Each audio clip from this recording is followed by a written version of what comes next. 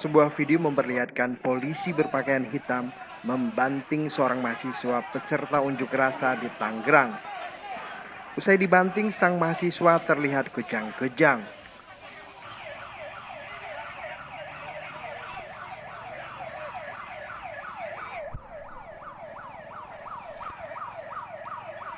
Sejumlah aparat kepolisian pun mencoba menolong mahasiswa itu.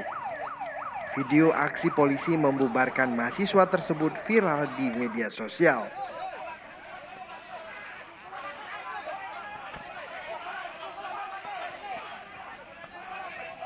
Dikutip Tempo.co, Kapolres Kota Tangerang Kombes Wahyu Sri Bintoro mengakui video yang beredar luas itu saat pengamanan unjuk rasa mahasiswa di HUT Kabupaten Tangerang Rabu 13 Oktober 2021.